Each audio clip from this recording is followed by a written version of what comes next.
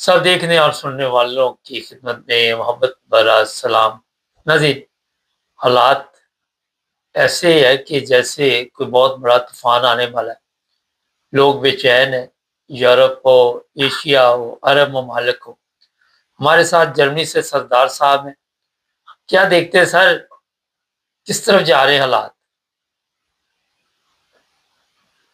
अस्सलाम वालेकुम रहमतुल्लाहि व बरकातुहू। वालेकुम सब देखें हालात तो हर तरफ कंफ्यूजन ही कंफ्यूजन है और जो बातें हमें समझ नजर आ रही हैं बाजार लगता ही है कि ये नहीं है, ये कुछ पीछे पर्दा कुछ और चल रहा है।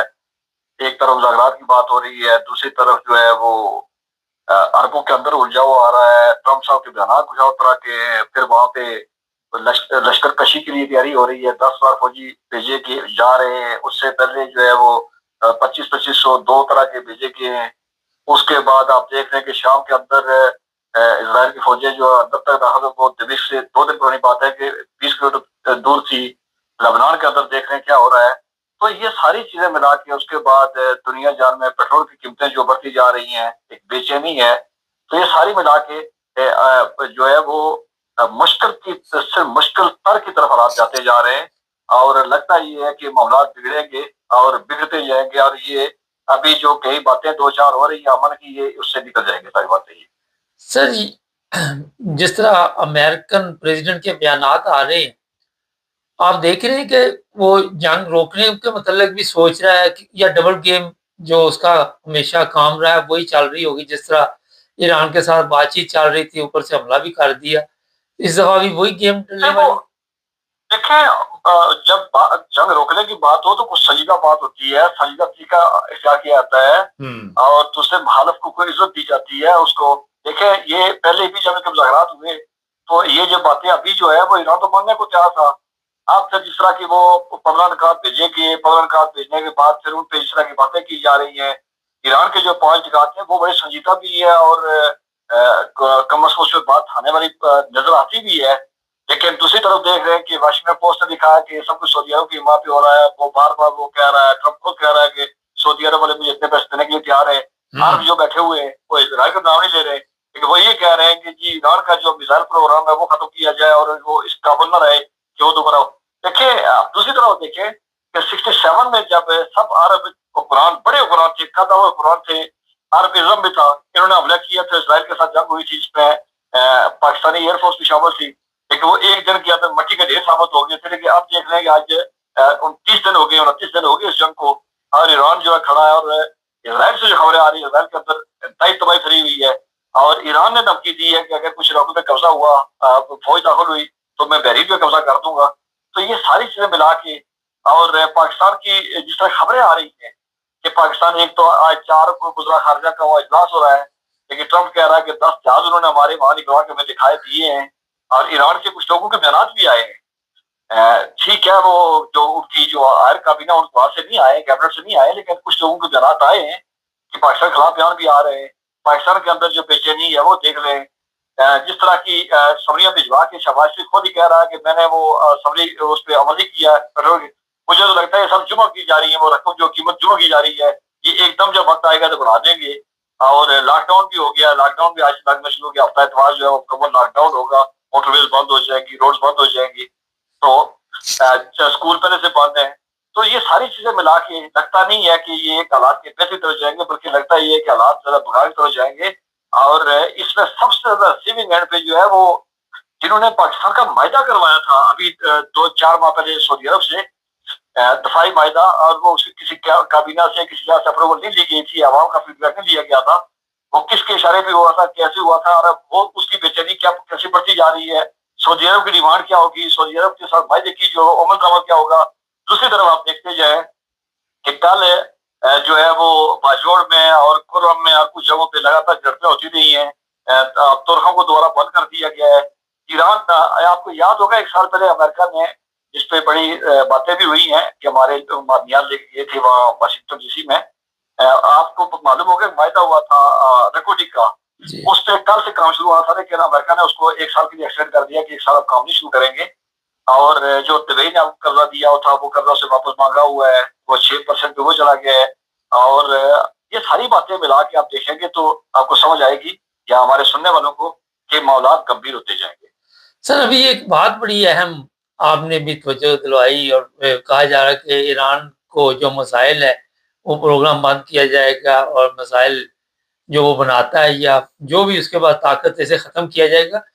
تو جب طاقت نہیں رہے گی تو پھر کیا کریں گے حال ایران کا یہ سب، امریکہ اور اسرائیل یا عرب؟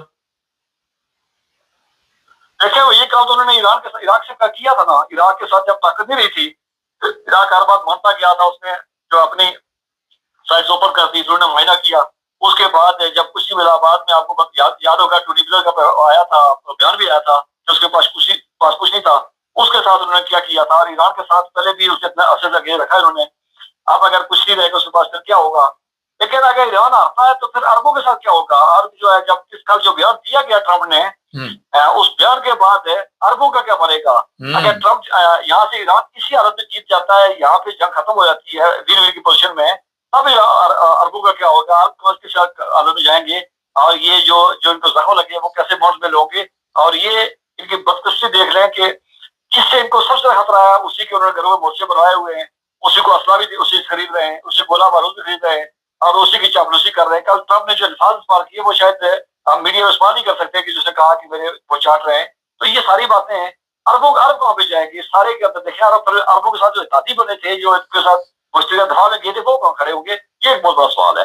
اور آپ نے کو یاد ہوگا کہ امریکہ کھلا الفاظ کہہ رہا ہے کہ ہمیں کوئی مسلمان ملک جو ہے وہ ایٹمی طاقت یا اس کے پاس میزائل طاقت ہمیں قبول نہیں ہے۔ اچھا، کل کے بیان کے بعد عربوں کو کوئی شرم یا کوئی غیرت جاگی ہوگی ٹرمپ کے بیان کے بعد؟ دیکھیں یہ 50 سال پہلے جب یہ اکٹھے کر کے سارے بے شرمی کیا، جب انہوں نے اوڑا تھا، برقع پہنا تھا، تو تب سے تو ان کو نہیں آئی ہے۔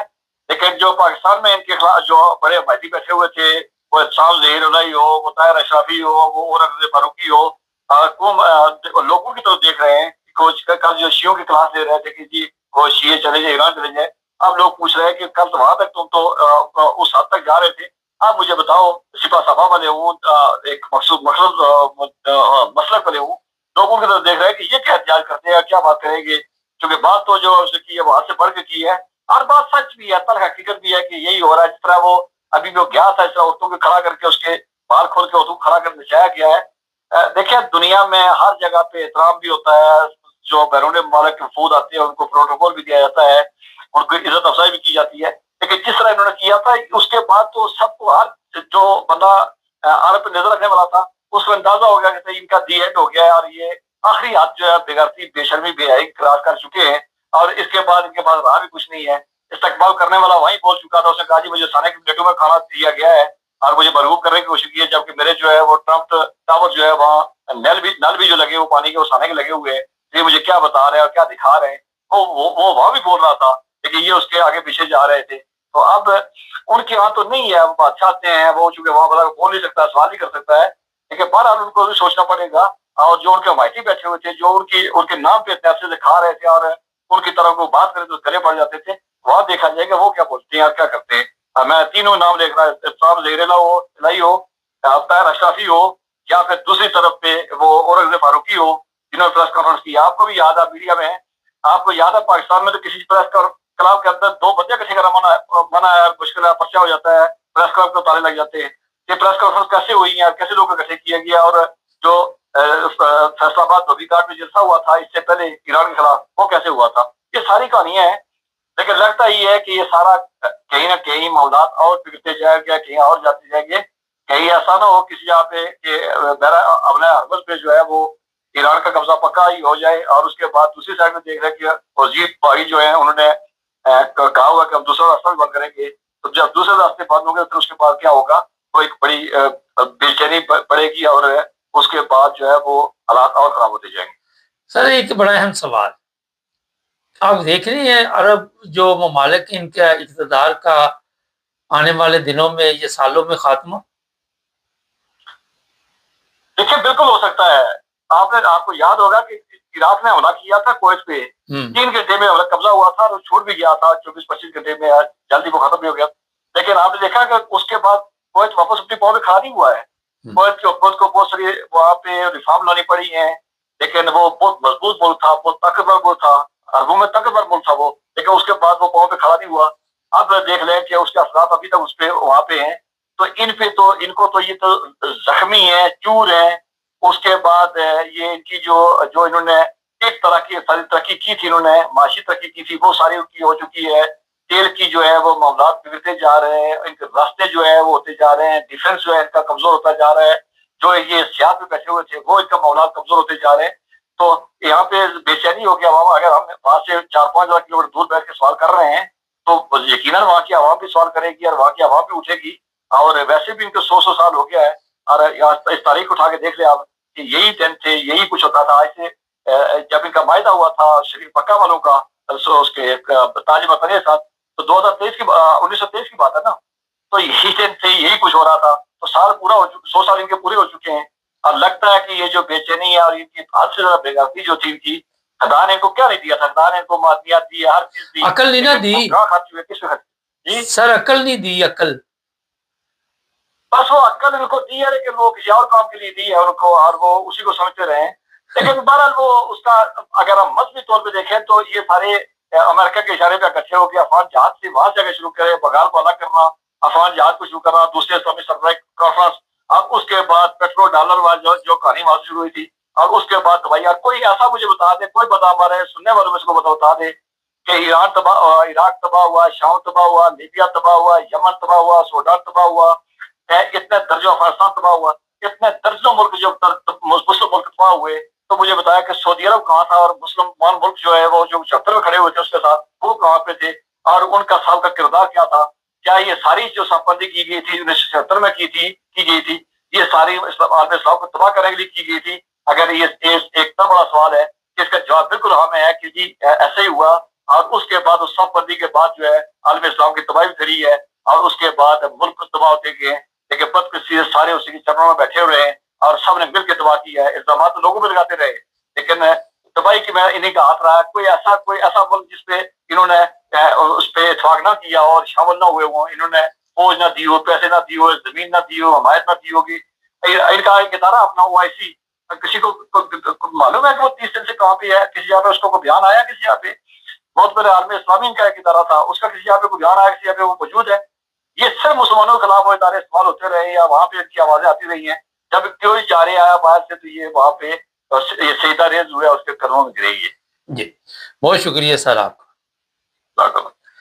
नवीन, मैं कई दफ़ा कहता हूँ कि अगर ये सोने के वाशरूम ना बनाते, उसकी जगह आज दुनिया ने जिस तरह तरक्की की है उस तरह तवज्जो देते, साइंस में तरक्की करते, तमाशबीनी में इन्होंने बहुत तरक्की की।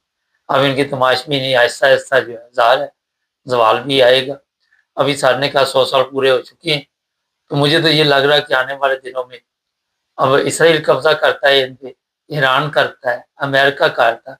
लेकिन कल ट्रम्प के बयान के बाद सब अरबों को मेरा ख्याल है कि मैसेज दे दिया गया कि आपकी औकात ट्रम्प के सामने किसी, अगर आप कुत्ते का लफ्ज़ भी ले रहे तो मेरा ख्याल बुरा नहीं है। वो हालात हैं इनके ट्रम्प की नज़र में। चैनल को सब्सक्राइब कर लें, जुड़े।